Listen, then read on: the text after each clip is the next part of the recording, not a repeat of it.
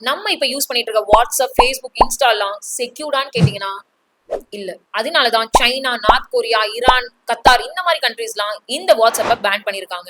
ஏன்னா இந்த ஆப்ஸ் எல்லாம் சென்ட்ரலைஸ் சிஸ்டம்ஸ்ல ஒர்க் ஆயிட்டு இருக்கு. சென்ட்ரலைஸ் சிஸ்டம்னா இப்போ ஏ, பி, சி, டி 4 பேர் இருக்காங்க. 4 பேர் சேட் பண்ணி அவங்க மெசேஜஸ், டாக்குமெண்ட்ஸ், போட்டோஸ், வீடியோஸ் எல்லாம் ஷேர் பண்றாங்க. இந்த டேட்டாஸ்லாம் எங்க போய் ஸ்டோர் ஆகுதுன்னா எக்ஸ்ங்கிற ஒரு சர்வர்ல போய் ஸ்டோர் ஆகுது. இந்த எக்ஸ்ங்கிற சர்வர் யாரோட கண்ட்ரோல்ல இருக்குன்னா ஒரு ஆப்போட ஓனரோட கண்ட்ரோல்ல இருக்கும். அப்போ அந்த ஓனர் அந்த எக்ஸை எப்ப வேணாலும் ஆக்சஸ் பண்ணிக்குவாங்க.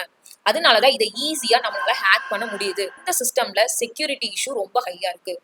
இதுக்கு ஆல்டர்னேட் வந்ததுதான் பிளாக் செயின். ஸோ இது எப்படி ஒர்க் ஆகுதுன்னா டீசென்ட்ரலைஸ்ட். இப்போ ஏ, பி, சி, டி இருக்காங்கன்னா இவங்களோட டேட்டா ஷேர் பண்றது எல்லாமே எக்ஸ்ங்கிற ஒரு சர்வர், தனி சர்வர்ல போய் ஸ்டோர் ஆகாது. இது எங்க ஸ்டோர் ஆகும்னா ஏ, பி, சி, டி இந்த 4 பேருமே எக்ஸா ஆக்ட் ஆவாங்க. அப்படின்னா எல்லாருமே சர்வரா ஆக்ட் ஆவாங்க. இப்ப டி ஏதோ ஒரு மிஸ்டேக் பண்ணாங்கன்னா ஏ, பி, சிக்கு ஈஸியா தெரிஞ்சிடும்.